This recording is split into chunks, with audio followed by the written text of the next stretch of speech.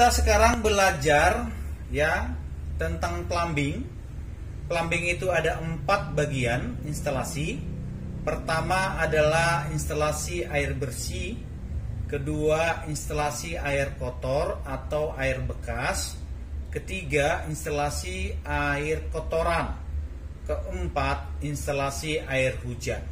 Hari ini kita bahas untuk instalasi air bersih. Di gedung-gedung tinggi membutuhkan air bersih. Sumber air bersih ada 2 cara.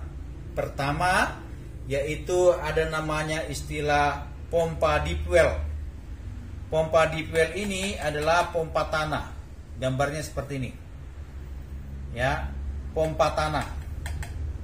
Oke, sistem kerja pompa ini adalah dia mengambil air dari tanah.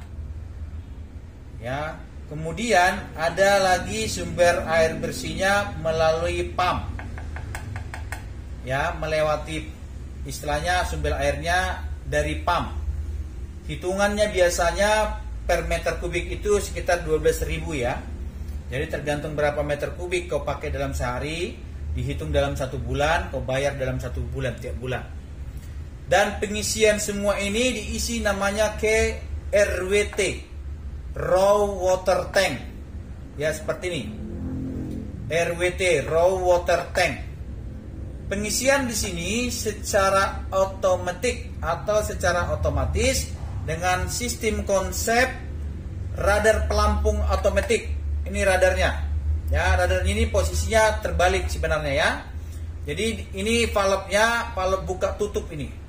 Kalau buka air mengalir, kalau tutup airnya ketutup, tidak mengalir. Jadi konsepnya ketika air penuh maka ini menutup secara otomatis, secara manual. Kemudian ketika air ini kosong maka valve-nya turun, maka ini valve-nya membuka. Kalau ini membuka mengalir air dari pump. Kemudian sistem kerja, kalau kita menggunakan sistem kerja misalkan dari pump valve-nya kita tutup, berarti sistem kerja dari pompa deep well yang kita aktifkan. Sistem pompa deep well ini ada panelnya. Panel ini bekerja ketika level air di sini yaitu level rendah dan level full. Ya. Kalau airnya habis, ya levelnya rendah, maka pompa ini nyala on untuk mengisi ke tangki ini, RWT. Ya, konsep kerjanya pompa deep well. Kalau pompa ini udah penuh pakai sistem WLC, maka pompa ini akan mati. Nanti kita belajar sistem WLC. Saya akan ajarin juga di video-video saya untuk sistem WLC, bagaimana sistem kerja untuk 1 tangki dan 2 tangki. Ya, panel-panel kontrolnya nanti saya ajarin semua perlahan-perlahan semua ya. Saya akan berikan yang terbaik ilmu-ilmu saya selama 20 tahun di konsultan. Kemudian ketika air sudah penuh, maka valve ini menutup. Inilah yang disebut RWT, Tangki Raw Water Tank. Ya. Nah, di gedung-gedung tinggi memiliki nama tangki RWT, yaitu Tangki Raw Water Tank. Kemudian air yang di RWT itu harus ditransfer ke namanya groundwater tank. Ini namanya GWT. Ini GWT, Ground Water Tank. Dipompa melalui pompa GWT namanya. Pompa GWT melewati filter-filter. Namanya filter apa? Filter sand filter, filter karbon filter. Ya, jadi air yang ada di RWT ini dipompa oleh pompa GWT masuk ke GWT, groundwater tank, tapi melewati sand filter dan karbon filter. Tujuan dari sand filter adalah menyaring kotoran-kotoran, partikel-partikel kotoran. Tujuan dari karbon adalah membunuh kuman di dalam air. Sehingga air yang masuk ke GWT jelas lebih baik daripada RWT karena melewati filter. Kemudian air bersih yang di GWT ini ditransfer ke rooftop, yaitu tangki roof. Ini tangki roof. Ke atas roof ya, di atas lantai, di atas gedung. Ditransfer oleh namanya pompa transfer. Ya, pompa transfer ini naik ke atas ada namanya tangki roof. Tetapi di atas sebelum naik ke roof ada sistem water hammer. Ini water hammer. Mau naik ini, instalasi ini yang mau naik ke rooftop atau ke roof tank dari pompa transfer ada dipasang instalasi water hammer. Tujuan instalasi water hammer adalah untuk mengurangi getaran ketika mati pompa. Ketika mati pompa, saya jelaskan ya, ketika pompa itu on, dia mengalir naik ke atas, mengalir terus, mengisi terus. Tiba-tiba mati pompa. Ketika mati pompa, air yang tadi mengalir turun secara gravitasi sehingga mengakibatkan suatu hentakan. Hentakan itu adalah hentakan yang mengakibatkan getaran tinggi terhadap pipa, takut pipa pecah, maka dipasanglah water hammer yang artinya air itu menjadi hentakan tinggi. Water hammer itu yang akan mengurangi hentakan itu dengan sistem konsep water hammer drain. Ya. Nanti saya jelasin juga, ada video saya di berikutnya tentang konsep water hammer. Tapi intinya adalah mengurangi hentakan yang tadi ketika mati pompa. Ya. Kemudian air tadi itu ditransfer oleh pompa transfer dari GWT ke rooftop ataupun tangki roof. Ini tangkinya. Nah, dari tangki ini ada dua sistem. Sistem gravitasi, sistem pompa buster untuk melayani setiap lantai. Setiap lantai-lantai untuk air bersihnya.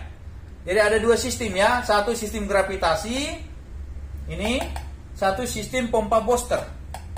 Dan perlu dicatat, pompa booster itu biasanya dipasang untuk instalasi dari roof sampai lantai 4 lantai ke bawah atau 3 lantai ke bawah dari roof. Berarti ada 4 lantai, lantai roof, lantai 23, lantai 22, lantai 21.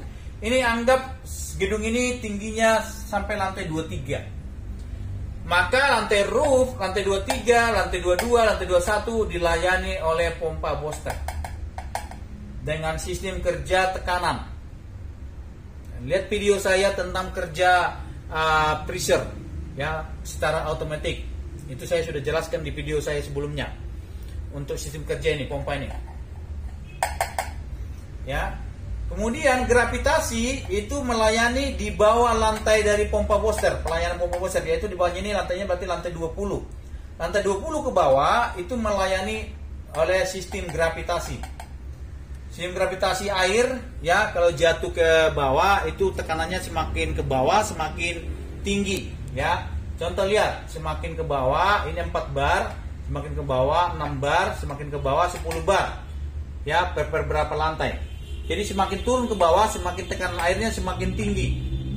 Nah, untuk melayani ke sanitari, ini sanitari yaitu wastafel, urinoir, kloset, wastafel cuci wajah atau shower atau keran. Untuk air bersih di semuanya yang disebut sanitari itu standarnya 3 bar, tidak boleh di atas 3 bar. Kalau di atas 3 bar maka konek instalasinya itu akan pecah ataupun bocor. Jadi harus di bawah 3 bar. Itu sebagai catatan ya, engineering. Jadi yang masuk kemari ini harus 3 bar. Mau datang dari gravitasi terserah, mau 4 bar dia datang, mau 6 bar dia datang, mau 10 bar dia datang, maka yang harus masuk kemari tetap harus 3 bar. Jadi yang merubah tekanan input dan keluarnya 3 bar itu adalah namanya VRV. PRV itu kepanjangan dari Pressure Reduced Valve. Pressure Reduced Valve. Itu PRV. Pressure Reduced Valve. Ya, tujuannya mengurangi tekanan dari input masuk 4 bar, keluar 2 bar, terserah. Mau dibuat 2,5 bar, 2 bar, terserah para engineering gedung. Intinya kamu harus bisa menguasai bagaimana instalasi ini di bawah 3 bar. Sehingga untuk 4 lantai di bawahnya, ini setiap VRV ya, dia melayani 4 lantai, berarti 20, 19, 18, 17 dilayani satu VRV. Semuanya, baik showernya, baik wastafelnya, basinnya, ini basin, baik air bersih untuk flushing air kencing atau air urinoir, flushing untuk buang air besar, cuci tangan, cuci wajah, mandi, atau keran, semuanya itu dilayani satu VRV ini yang mengeluarkan tekanan dari 4 bar menjadi sekitar di bawah 3 bar, anggap ini 2 bar. Maka 2 bar lah melayani semuanya sehingga bisa air bersihnya dipakai semua. Begitulah semua ketika gravitasi semakin turun ke bawah, berarti tadi dari lantai 17 selesai, 16, 15, 14, 13 itu satu VRV juga, 4 lantai. Ya. Tekanan berapa datang itu terserah, mau dia 6 bar, mau 10 bar, tetap dirubah 2 bar. Sehingga begitulah air bersih melayani semua instalasi sanitari. Untuk mengetahui kamu bagaimana itu sistem instalasi sanitari, tonton video saya tentang sanitari. Maka kamu akan mengenal sanitari itu seperti apa. Seperti itulah sistem air bersih di gedung tinggi, sehingga para engineering bisa memahami sistem plumbing khusus untuk sistem air bersih. Terima kasih, sukses buat kita semua engineering.